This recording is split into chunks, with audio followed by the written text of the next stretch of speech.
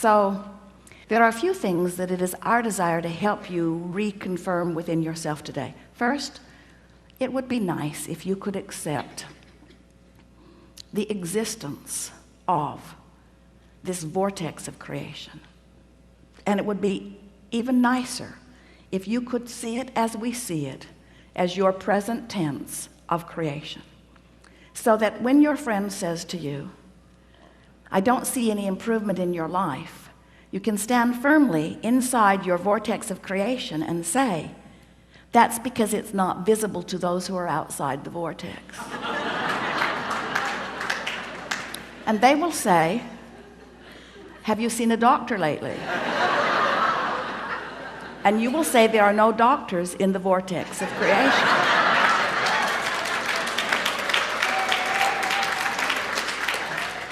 When you let being in this vortex, when you let tuning yourself into the vibrational frequency of all that you are be your top priority, you get so much life back. Do you know how many arguments, how many words, how many efforts, how much action is necessary just to keep you alive and out of desperation when you're not in the vortex?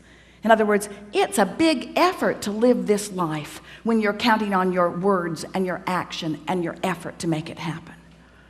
It's interesting, you could just have a conversation with one very well-meaning mother about her child that she adores more than life itself, and listen to all of the gyrations that she is going through in order to sort of kind of understand what's going on with her little boy and put it in the proper perspective, when really all she needs to do is step away from whatever's bothering him and away from whatever's bothering her and focus upon something that gives her access to the vortex, and from inside the vortex everything's clear.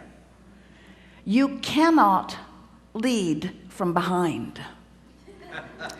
And if you are not in the vortex, then you have nothing to give anyone. Sometimes people say, Abraham, it seems like you teach selfishness. And we say, we really, really, really, really do. Because selfishness, let's define it. Selfishness means vibrational alignment with self.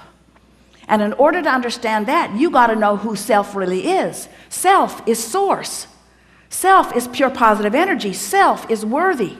Self is clear-minded. Self is healthy. Self is full of vitality. Self is eager about life. And when you are willing to be selfish, which means you are willing to mimic the vibration of self, which means you're willing to release the thoughts that hold you apart from that and practice the thoughts that cause you alignment with that, which simply means you're selfish enough to care how you feel. That's when they call it selfish. People say, oh, you're so selfish, you're pleasing you. And what they mean is, you should please me? You're selfish because you please you, and I'm not selfish because I think you should please me instead of you? There's some screwy reasoning going on. And every time it matters to you to please them instead of you, oh, it's such short-term gain, such short-term gain. Because when you care about how someone else feels or how they are responding to you, so you behave in order to affect their response to you, you do them a very big disservice, because you teach them that through action and demand or cajole or control or power, that they can wrestle their life to the ground. And there's hardly going to be anybody as cooperative as you. Think about it. Have you ever had someone who was so cooperative they'd just do anything for you, and then they were the only one who would behave that way? So you just had that one friend? Often it was your mother. You weren't really ready for the world, were you? But when you show yourself that you have the power to come into alignment, not just with who you were before you were born, but with all that you've become ever since, not just with you and all you've become, but with Source itself. When you show yourself that by being selfish, which means by reaching for the best feeling thought you can find on whatever subject is active, when you care about being in the vortex, you care about being in concert with the energy that creates worlds. And one who's in the vortex, one who's in alignment with that energy, is more powerful than millions who are not. It's such an interesting thing to watch what goes on in your planet, because you are so good at step one. Most of you have made such a career out of step one.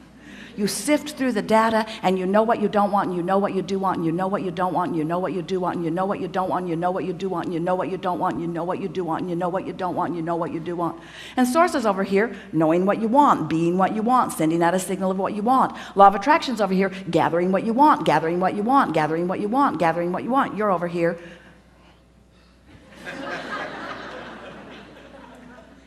That's creating by default. That's going where the wind blows. That's complaining about whatever they're complaining about and feeling about whatever's happening. But when you decide that you're going to take control of your relationship to who you really are, when you decide that you're going to tend to this gap between you, wherever you are on whatever subject you're experiencing, and who you really are and what you know about the same, now life is going to take a new form and shape for you.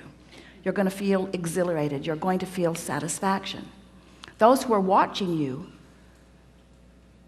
will see you as someone who seems to create tremendously with ease. Those who are watching you, especially those who don't really understand the power of this vortex and the power of your deliberate alignment with it, they'll call you lucky. Many times they'll be jealous of you, because they'll watch your fortunes amass and your funds surround you, and they'll watch you in satisfying life experience. And when they say to you, "What do you know that I don't know?" the only thing that you can say to them that is of any real value to them is, "I figured out my relationship with me, and I'm constantly aware of my vibrational relationship to who I really am and what I really want. And I guide every thought I can to mesh with the wholeness that I am. I've become a deliberate thinker. I no longer create by default. I think on purpose, I speak on purpose, I act on purpose, and I don't do any of it unless I'm in the vortex." What do you mean? What's a vortex? What do you mean? What is a vortex? A vortex is a vibrational state of being that is the precursor of all positive motion forward of all that is. It's like encapsulated, condensed, straight up source. It's pure positive energy. It's the holding tank. It's the anchor. It's the touchstone. It's the place where all dreams and wishes and hopes are held until we find vibrational alignment with them. It's the eternal pool of well-being to which each of us have added mightily along the path of our physical experience. So this vortex, it is a reality even though you can't see it, but you can feel it. You know how your dog hears things you can't hear and smells things you don't want to smell? Because your dog has more acute sensitivity to sound than you do. Sound is just vibration, and hearing is just translating it. Smelling is just translating vibration. This vortex is something that while you can't see it, and while you may not be able to hear it,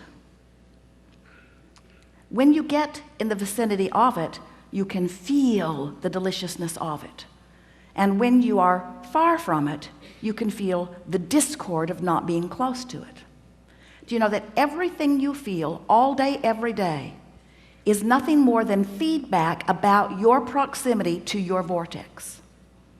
So when you feel really ornery, you're vibrationally speaking not near your vortex. When you feel hopeful, you're right on the brink of it. In fact, this door to the vortex, this imaginary door in Abraham's fairy tale of the vortex, this vibrational entry point is somewhere between hope and belief. So when you feel hopeful about something, you're so in the vicinity that you'll be called in, you'll be swept in. Law of attraction will take you in. Law of attraction will take you in when there is not enough resistance to hold you out. How's that? If you weren't doing that thing you do that holds you apart from your vortex would take you in every time. When you slumber, in you go. But you wake up right where you were when you went in. If you go to sleep in the vortex, you wake up in the vortex. If you go to sleep not in the vortex, you wake up not in the vortex. Have you ever had an experience where you're ornery when you go to sleep? You sleep all night, you sleep pretty good, you wake up, still ornery.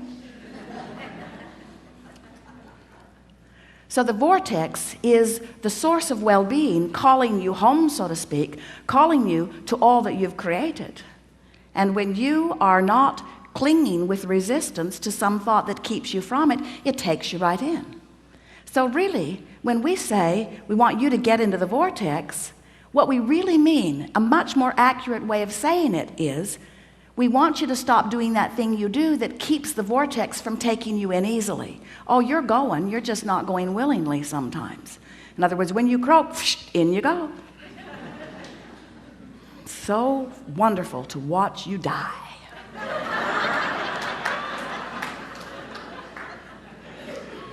Moving immediately into all that you have become, all that you've asked for. But we don't think you should have to croak in order to be in the vortex. We don't think you should have to croak in order to be what life has caused you to be. So, as we're moving forward today, we're eager to talk with you about whatever it is you want to talk about. And it is our desire to help you to find a vibrational stance, which means a mental approach, which means an attitude about whatever it is that you've got going on. We want to help you soften your resistance, because when you soften resistance, the vortex takes you in.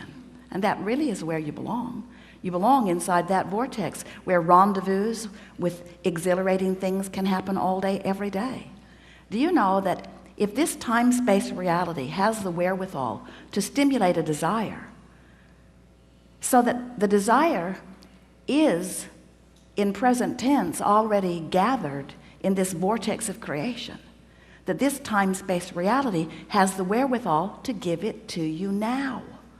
And the only reason there is a gap between you putting it in the vortex and it showing up where you and others can see it and smell it and hear it and taste it and touch it is because you've got more resistance about the subject going on than you do belief or expectation about the subject. That's all. You just got to move yourself into more expectation. So what do you want to talk about?